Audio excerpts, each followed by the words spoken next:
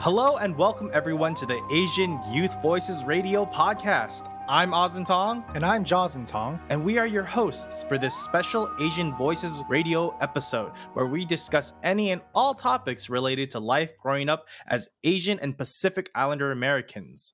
On today's show, we're going to be discussing Asian horror movies and fun recipes for spooky Halloween snacks for your Halloween party needs. Hey, tell us who we have on the show today as a guest, Austin. Someone that can help us, obviously, with these spooky Halloween recipes, because I know for the life of us, you and I cannot cook. That's pretty true.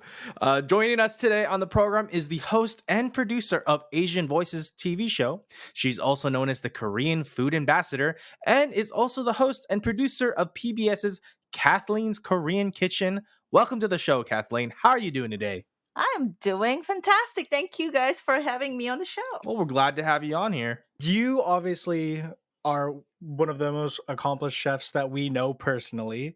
So, could you help tell us your ideas of what would be a great idea or theme snacks for Halloween parties? Actually, I have been developing some of my own personal recipes for Halloween, but some of the most popular ones and fun ones to make, witch's stew, which is basically delicious chili that is very nutritious, healthy with a lot of vegetables, and ground turkey, which I use instead of ground beef. Ground turkey is a lot healthier. Ground turkey and chili? That's unheard of. I've never had ground turkey and chili.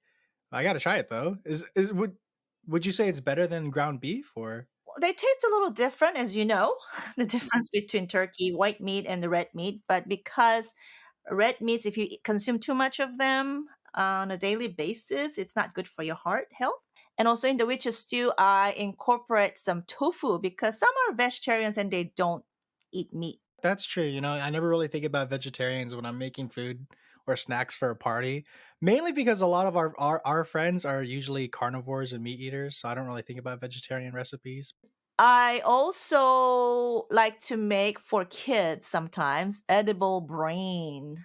Edible brains? It's actually white jello that you can Oh, make. Yeah, using a plastic brain mold that I got from the Party City. And then the broken fingers made from sausages. That's kind of fun. I know it's spooky and kind of gory to look at, but again, it's made from sausage, so it's good. It looked like in the picture that there was a bone in it. Do you like carve out a hole and actually stick in like what, like a chicken bone or something to give it that look? Or is it like some sugar cane or something like that? Hey, that's a great idea, actually. A little savory and sweet with the sugar cane. That's a good idea. It's actually easier to stick it with something that's a little firmer. I actually use rice cake. Rice cake. Okay, that's a very, very Asian right there. Uh-huh. Initially it's soft, but then after a while it gets harder. And I bake it in the oven and it just it's got a good chewy taste to it. So I like that. And then the other one that is popular is deviled eggs. A lot of people know how to make deviled eggs. They're delicious, nutritious if you don't use too much mayonnaise.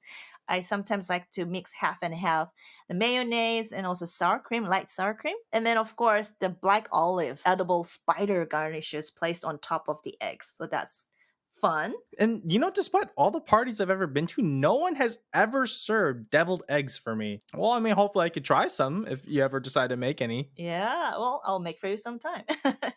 You know what I'm also actually really curious about? There was that one eyeball, the eyeball. That looks so realistic. I'm assuming you also use ground turkey for that as well? Oh, you mean the ones around the eyes, eyeballs? Yeah, because I'm wondering how you got the eyelid part around what looked like the eyeball. Because I'm assuming you probably used, rice cake for that as well too, right? Yes, it's rice cake. It's white, and you just make it round. However, had some little bit of a food coloring. It's because it has to be a little stringy. Marinated squid that is sliced up. Oh, I do like squid. I like calamari. I'd actually be pretty squeamish with the eye just because of the fact that I don't like things near my eye. A lot of people keep telling me, why don't you ever get contacts, Osden? Why do you always keep wearing glasses? Well, first off, it's a nice accessory, but also just because I can't fathom putting something in my eye, which is why I probably would steer clear of the eye dish, but I'd also be very fascinated just looking at it because it's like almost lifelike looking. I know. It's scary, but you know what? It's Halloween. Come on. You got to make it a little bit, you go extra mile to make it a little bit more spookier, right? Maybe next time you just close your eyes and pop it in your mouth. That's what I do for vegetables when I was a kid. Yeah, this is for all the people that are scrambling for their Halloween party favor snacks. You know, Miss Cathlyn Choi is going to help you guys out. She's going to put it on her website. Check it out in case you guys need to make a very last minute party and where you're going to invite all your guests. Wow them with all that stuff that she's helping you out with, guys. You know what's also a trend I noticed people do at Halloween parties aside from making Halloween themed food? I've been to a couple Halloween parties where people will play horror movies in the background, which a really common one that I've seen is people playing Hocus Pocus from the Disney Channel, which I heard they're making a sequel movie for that. But what it would be like if we had played actual really scary movies during a Halloween party. Do you know what I mean? One of the things that I really like to do is go to these haunted places in and around San Diego, as well as some in Orange County and LA. And I've stayed at a couple of places where it's known to be haunted with paranormal activities. Wait, okay, so when you say you're going to actually haunted places, you're not saying like a spooky, oh, people in costumes popping out and you haunted. People actually died in these buildings with mysterious murders or brutally being murdered and all that. Yes, that's what I'm talking about. Wow, okay. That takes a lot of guts because Oz and I always talk about wanting to see these paranormal places and wanting to stay the night, but we end up just chickening out after a while. So, which places have you stayed in that are regarded as the most haunted? Well, one of the most haunted places, I believe, is the top 10 most haunted places, known for frequent ghost sightings and paranormal activities happening in different parts of the ship. You know about Queen Mary, right? Oh yes, we know about the Queen Mary. One of I think it's dubbed the most haunted ship in the entire world, if not the US. You know, there's nothing scarier than first-hand experience. It happened to me when I was in Paris traveling with a friend, and I was in college at that time. We did a tour of a whole place, throughout Paris, and we went to other parts of France as well. But in particular, we were staying at a bed and breakfast inn, and it was just like in a remote area in Paris, very old, very historical. It was a two-story building, and there was nothing inside the room except for two beds. And I still remember the first night I'm on the bed, and there was this like wind and then this a little sound that I hear, and I open my eyes, slowly open my eyes, and I see this large shadowy figure with a like a cloak and a hat What?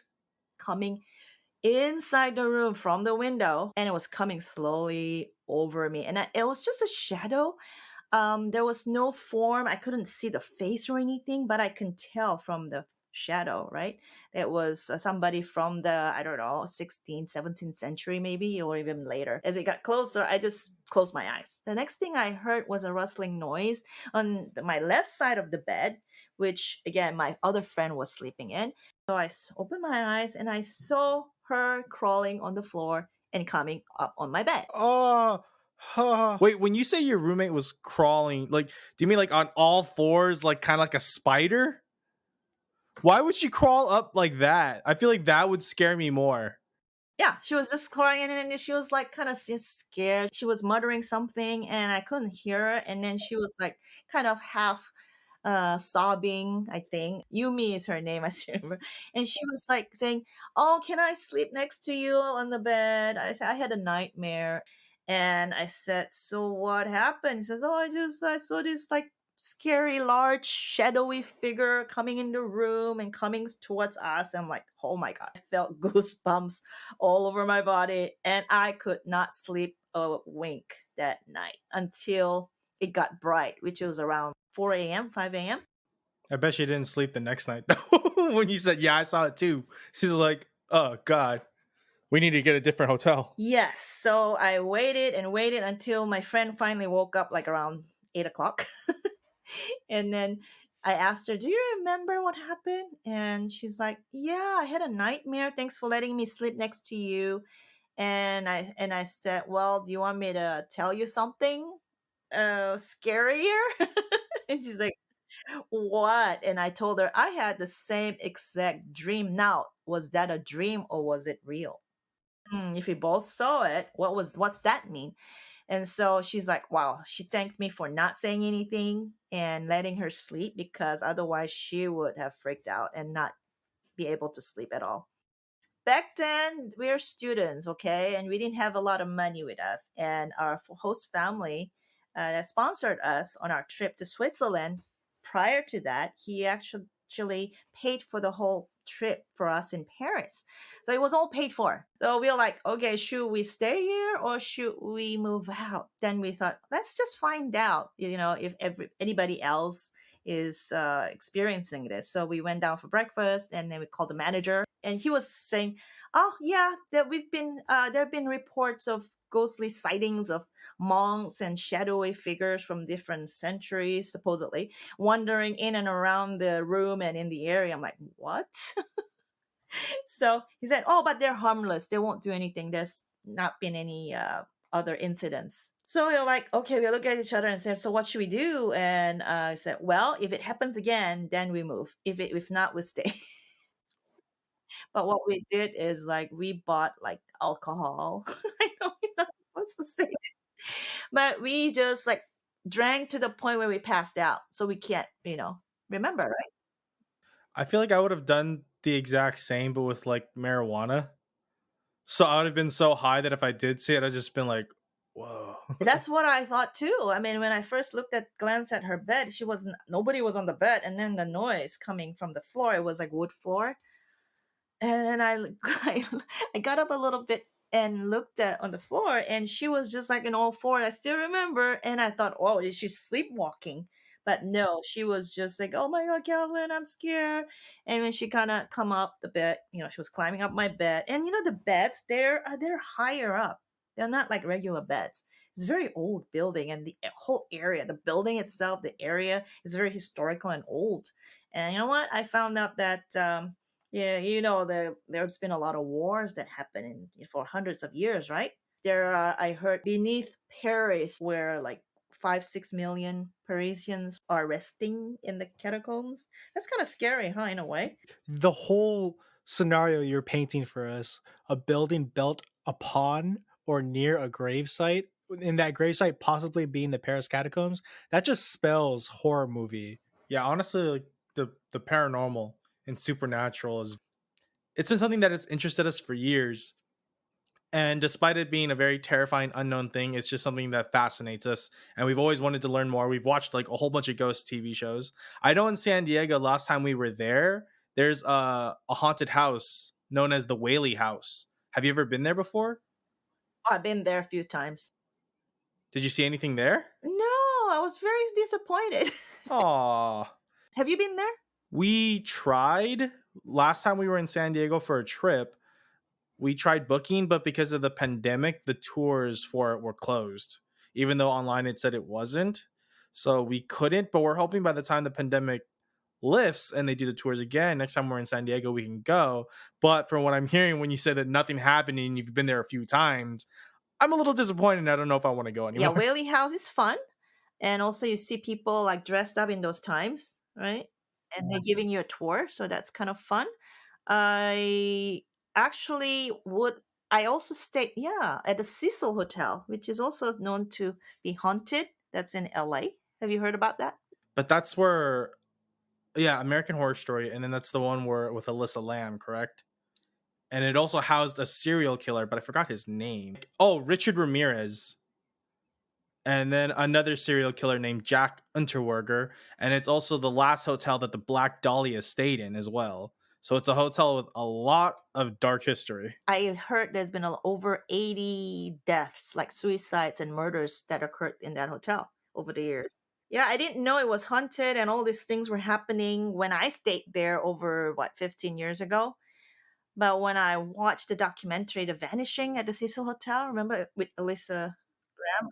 Wow, that was interesting and intriguing. Did you watch that documentary? We didn't watch that documentary, but we're aware of the Elisa Lam case because I believe that was the most recent unsolved mystery, or at least like paranormal supernatural occurrence that happened at that hotel. And because we're an Asian Voices youth radio podcast, it's not like we can't bring up Alyssa Lamb. You know. I know it's unfortunate what happened, but if you want to learn more about her and what happened, yeah, you should definitely watch that documentary. Very well made, one of the best that I've seen.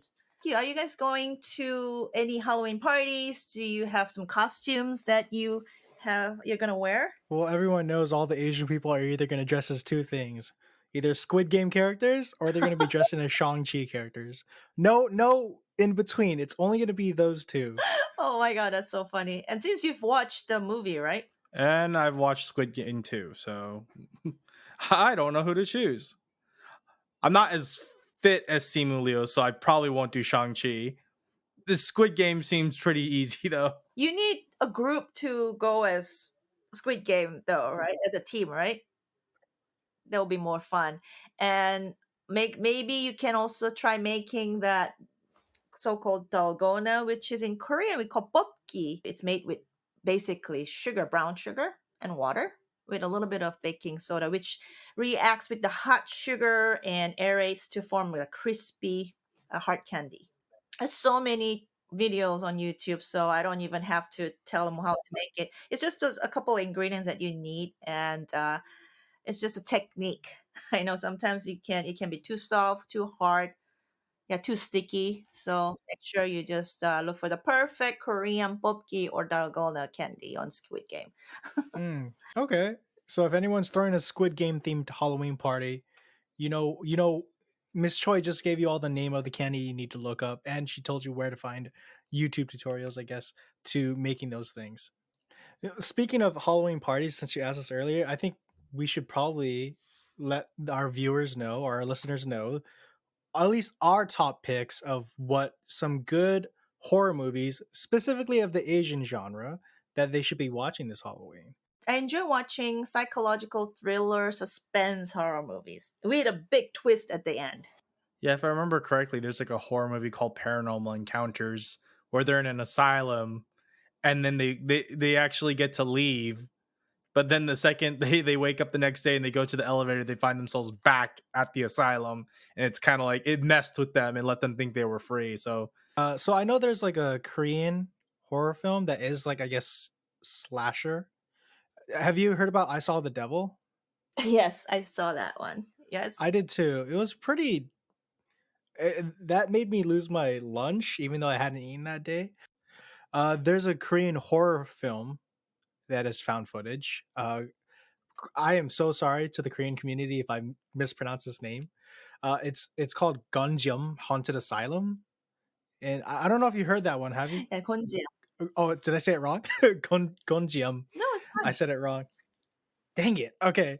But that's a found footage horror film, and honestly, when I was watching it, it really did remind me a lot about Paranormal Encounters.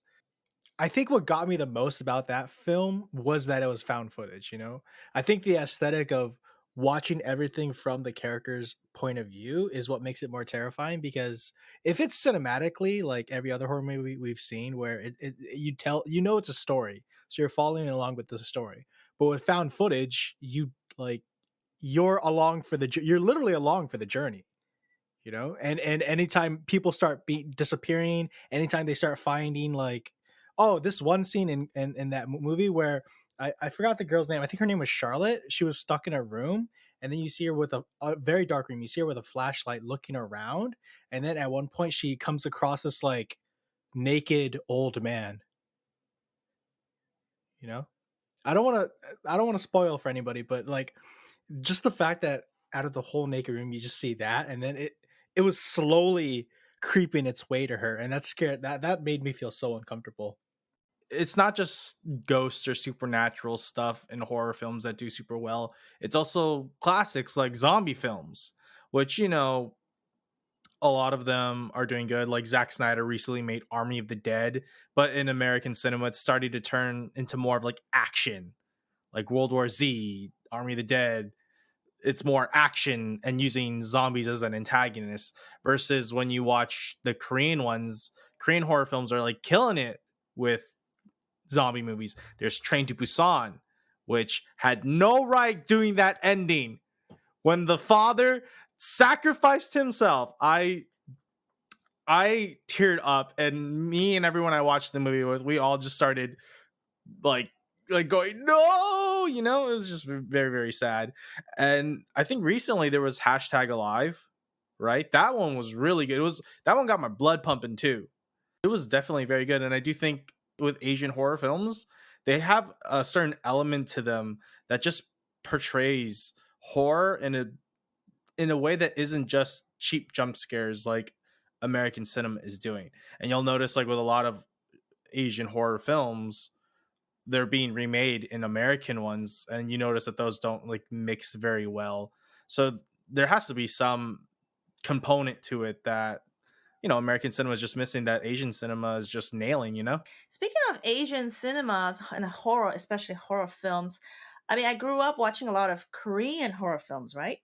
Initially, they were mostly about ghosts, right? And then now, and demons, and then now they're gravitating towards more zombie horror films. I have some of my favorite Korean horror films, but I don't really know many scary movies from other Asian cultures. If you have some recommendations, I'd love to watch a couple, like any Chinese, Indian.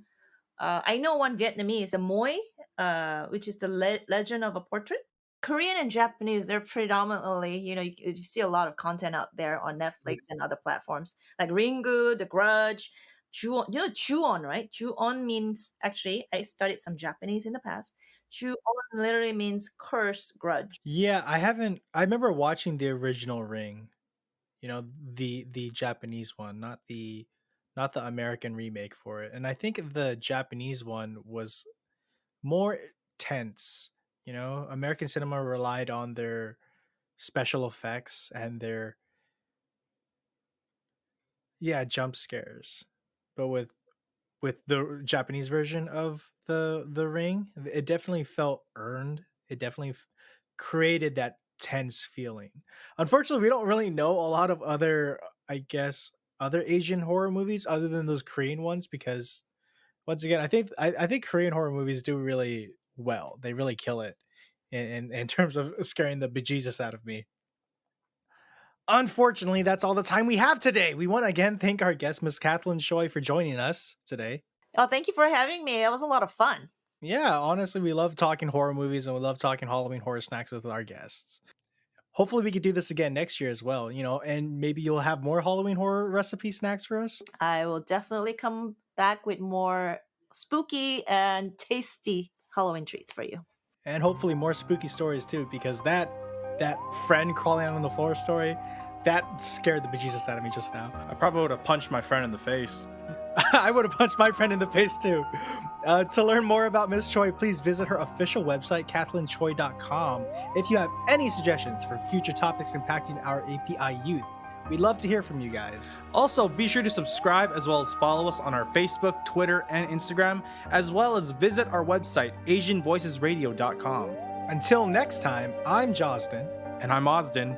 And we'd like to thank you for listening today, and please join us again next time for another exciting and thought-provoking Asian Youth Voices Radio episode. Take care until then, everyone.